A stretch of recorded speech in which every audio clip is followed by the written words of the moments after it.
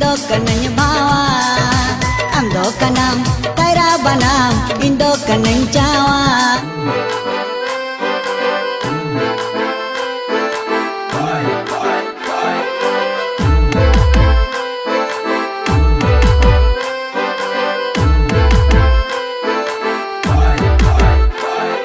Saru sakam hormo ama lege harayen ulu bili esal joha mone te manlo bhawe nani chida dare re bedhawa नौका गे 90 दशक रे सान्ताली सेरें industry रे हड़मो हिलेउ लेकान सेरें कारिगल मन मासांग हासदा आदि उसेरा नवा मंचपुरी खन विदाय हताव केदा आदि गान दुके दोहो हटो कदा सान्ताड़ी सेरें दुलड़िया को जीवी रे बाड़ायोक काना पारोमेन 22 जुलाई सारा दिन सितोंग रे कामी काते नीदे बेड़ा ती जांगा ओका लेका चे ओरकेत ताया ब्लड प्रेशर या अप डाउन दो बांग मा लाहा खन गे ताहे काना मेनखान एन हिलो नीदे बेड़ा दो सानामा बागी काते लाहायनाय नवा मंचपुरी खन सरगपुरीते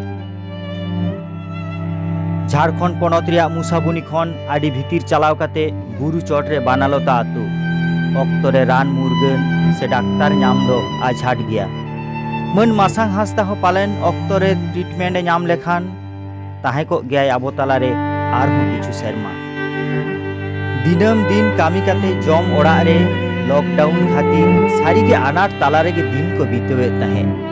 ओड़ा रे मिटांग सुमुन गिदर आजकाय टूर हटो कादेया बागियादाय नित हो आवरी रिलीजो गेल गोटांग गान सेरें सारी के मासांग हासदा दो मिटांग सेरें जुग रिया दलिले दोहो हटो कादा सावता तालारे चरक चिकड़ जीवन जुरी सुपुर सुपुर दुलेड़ी ए सुनीता ओकारे आया सेरें बांग हिट अकाना मेनखान होय मेनखान नून मारांग सेरें रुसिका सांतार सावता दुलड़ बेगर चेड एमा दिया डेली लेबार काते घारंज घानी गहड़ केदा ओको बाड़ाय आयरन पोपोंगड़ा कोहो नौका गे जानी दू के सदर अकादा सान्ताड़ी फिल्म रेन हीरो लखन सोरेन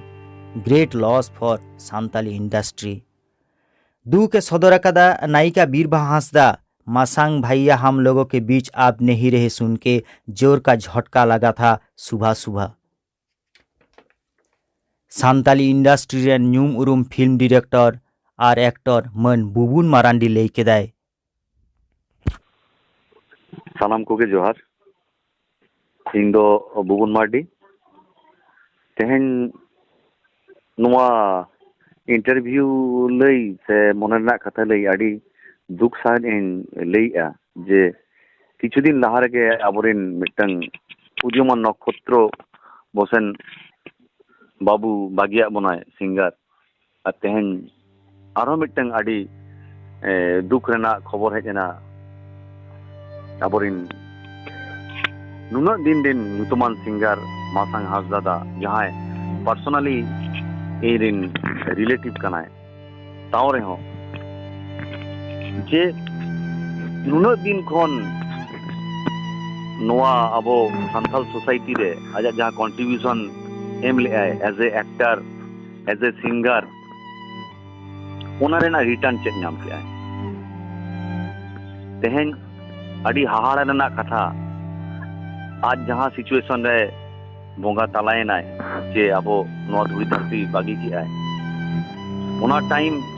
जहां लका ओड़ा हर साला गालमाराव कते बुझेना जे नोआ सारा दुनिया रे जहां पैंडेमिक सिचुएशन है ना ओना पैंडेमिक सिचुएशन खातिर साना हर गे कम बेसी तो मांगा बेसिर भाग के कमी बन आटा तो मासांग दा हो उनका के कमी होरा को सानाम के आत लिया स्टूडियो बंदो शूटिंग बंदो मिटंग बारिया जहां वा कमी हुई कान ताहेना ताहरे ओना रे ना हो पेमेंट बांग नामो कान ताना ठीक ठाक टाइम रे किछुगान मासांग दा हरमो रे हो प्रॉब्लम ताहे काना जहां प्रेशर रेना ताहे काना समस्या ओना कोनो बेसी ताहे काना नोआ कोरोना सिचुएशन रे मानसिक समस्या टाका पैसा के कमी होरा हो बाहर चला कान ताहेना आज का होला निद खबर है जना बांगमा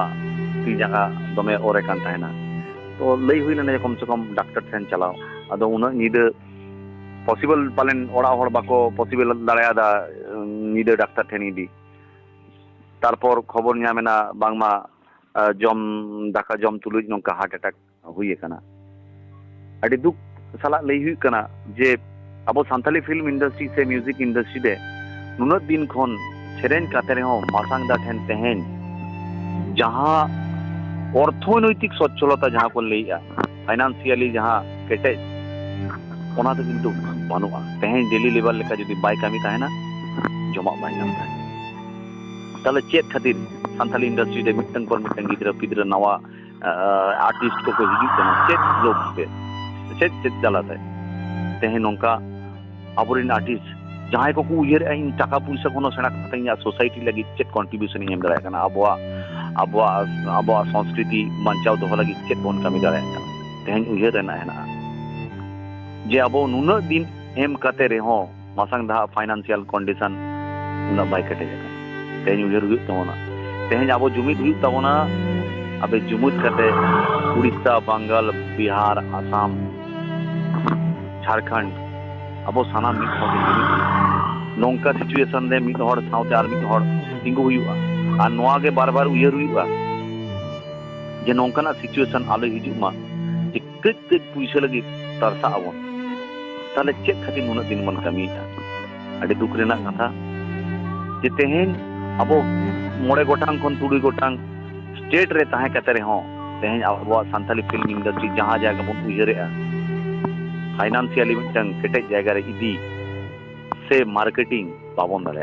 अब उयर हुआ अरदास ताहेन कना अबोरिन जहां पद प्रदर्शक से अबोरिन सीनियर को हेना को उनको ठेन अरदास इन दोहेआ कम से कम अब सानाम अब मतभेद हिडिंग कते मिद साउते बन दुरुबमा बोसेंदा मासांगदा ओना पर आरो अकय चो हुई दाड़ेआ गापा हिलो इना जदि जहां चिका ताले चेक हुआ नौका कते कि अब खाली फेसबुक की व्हाट्सएप तालारे बन अपीला दुनिया ठेन जे अब नो अकाउंट नंबर इन जम न्यू बन नामेआ इना फैमिली इना पर अकय नेला आपे हेल्प लेपे ताले खाली अब खाली हॉट ठेन टी अतांग लगी के बन गाना कना